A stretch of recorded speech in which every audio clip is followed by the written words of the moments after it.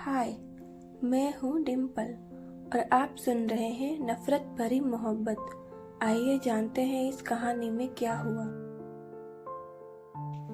आदित्य ने अब उसके पास जाकर उसे बाहों में उठाया। वो अब भी लंगे में ही थी। उसकी कोरी कमर पर अपना हाथ रख उसे कुछ अजीब लगा। काफी हल्की थी वो, लेकिन फिर भी अपने ख्याल हटाते हुए उसने उसे अब ठीक से सुला दिया। उसे सुलाकर अब वो थोड़ी दूरी पर जाकर खड़ा हुआ। कल्याणी जी ने उसके पास ही बैठी हुई थी। मोम, क्या हुआ भाभी को? रोहन अंदर आता हुआ बोला। बुखार है, देखो बेचारी बच्ची की क्या हालत कर दी तेरे भाई ने।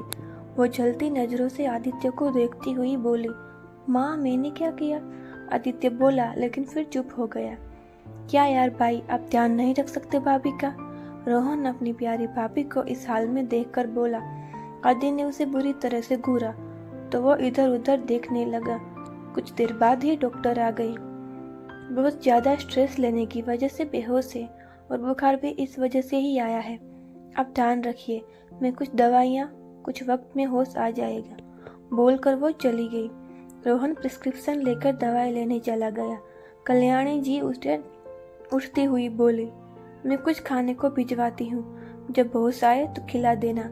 वो आदित्य को देखती हुई बोली तो आदि ने बस हाँ में गर्दन हिला दी।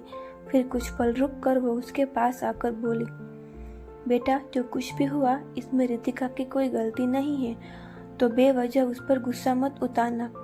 वो फिर से गर्दन हिला गया, लेकिन चेहरे के भाव कुछ और ही कह रहे थे। वो अब चली गई। आदि एक सरसरी निगाह उस पर डालकर सोफे पर जाकर बैठ गया। लैपटॉप खोलकर वो अपने काम में लग गया। अभी कुछ देर ही हुई थी कि उसका फोन बजा। वो फोन उठाता हुआ बालकनी में आया। साले, अब फोन क्यों किया है? अपने भाई की शादी की बधाई दूं क्या तुझे? वो फोन उठाते ही बोला। अबे ऐसा मत बोल यार, मुझे थोड़ी पता था नित्यम ऐसा कुछ करेगा। और अच्छा ही हुआ तेरी शादी रागिनी से नहीं हुई। मुझे वो सेल्फिश लड़की बिल्कुल बर्दाश्त नहीं थी। वो बोला। ये कुणाल खन्ना था, नित्यम खन्ना का कजिन। और कुछ बात करनी है या मैं फोन रखूं? वो सर्द लहजे में बोला।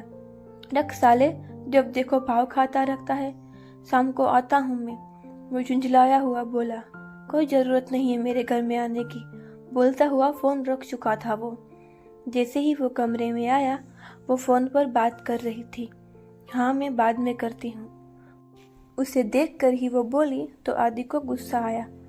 हो गई प्लानिंग या और बात करनी है तो मैं वापस चला जाता हूँ। वो उसके सामने आकर रुका था। रितिका ने नजरें उठाकर उसका चेहरा देखा। गुस्से में तमतमाया हुआ था। आप गलत समझ रहे हैं। मैं बस बोलती उससे पहले ही वो बोला, shut up, just shut up. वो इतनी जोर से बोला कि उसने एक पल में अपनी आंखें भींच ली। अगर बीमारी का नाटक खत्म हो गया हो तो जाकर रेडी हो, बोलकर वो कमरे से चला गया। रितिका की आंखों की नमी गालों पर आ गई। वो अब उठकर खड़ी हुई। अपने बैग में से कपड़े निकाल वो वॉशरूम की ओर बढ़ गई। कुछ वक्त बाद ही वो कमरे में आया। ड्रेसिंग के सामने खड़ी वो रेडी हो रही थी। मरून कलर के घेरदार सूट में प्यारी लग रही थी। उसके गोरे रंग पर यह कलर फब रहा था। गोल्डन दुपट्टा एक साइड कंधे पर डाला हुआ था। आईने में देखती हुई वो अपने बाल सुलझा रही थी। उसकी नजर कुछ पल तक उससे हटी नहीं। फिर सर झटकता हुआ वो अंदर आया। अपने हाथ में पकड़ी प्लेट को सोफे के सामने टेबल पर लगभग पटकते हुए रखकर वो बोला, खा लेना और दवाई ले लेना। बोलकर वो बिना उसे एक नजर देखे कमरे से वापस निकल चुका था। रितिका ने एक नजर उसे जाते देखा और फिर रखी हुए खाने की प्लेट को। भूख तो उसे बहुत लगी थी। ये सोचकर ही उसका हाथ अपने पेट पर आ गया, जिसमें से अजीब सी आवाजें आ रही थी। वो अब जाकर सोफे पर बैठी और खाने में लग गई। कुछ ढीठ सी ही थी वो। ज्यादा किसी की बातों से फर्क नहीं पड़ता था। बस अपने और अपनी छोटी बहन रूहिका से मतलब था, जो उससे 5 साल छोटी थी। खाना खाकर प्लेट उठाकर वो नीचे आई। कल्याणी जी ने उससे प्लेट लेकर मंजू को दे दी। बेटा, अब कैसी तबीयत है तुम्हारी? वो उसके गाल पर प्यार से हाथ रखकर बोली तो उसने भी मुस्कुराते हुए जवाब दिया, ठीक हूँ आंटी। वो बोली तो कल्याणी जी उसे टोकती ही बोली, बेटा आंटी नहीं, माँ या मोम, जो भी मन हो बुला सकती हो।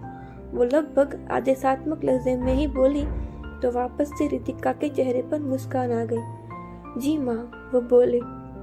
मेरी प्यारी भाभी, अब आप कैसी है? कुणाल ने आकर उसे साइड से हक किया। मैं ठीक हूँ कुणाल। उसे देखते ही रितिका के चेहरे की मुस्कान बढ़ी थी, जो आते हुए आदि ने भी देखी थी। कुणाल पहले से उसे छेड़ता आया था। जब से दोनों परिवारों का रिश्ता जुड़ा था, तब से ही वो उसे फ्लर्ट करता आया था। उसकी बातें हमेशा ही रितिका को हंसने पर मजबूर कर देती थी। बेटा, अगर ठीक फील कर रही हो तो पहली रसोई की रस्म कर लेते हैं, कल्याणी जी बोली। जी माँ, उसने जवाब दिया और उनके साथ किचन की ओर बढ़ गई। उसे सब जरूरत का सामान बताकर वो बाहर चली गई। किचन में वो अकेली ही थी। वो अब अपने काम में लग गई। कढ़ाई गैस पर चढ़ाकर वो गाजर छीलने लगी। फिर उन्हें धोने का याद आया तो सिंक की ओर बढ़ी। उसका दुपट्टा गैस की जोश से जा लगा। इस सब से बेखबर वो अपने काम में लगी हुई थी। आदि अब फोन पर बात करते हुए इस ओर आया। यह सब देखकर उसके हाथ से फोन फिसलकर गिर गया। वो उसकी ओर भागा। अगर आपको ये कहानी पसंद आ रही है तो चैनल को लाइक, शेयर और सब्सक्राइब जरूर कीजिए। थैंक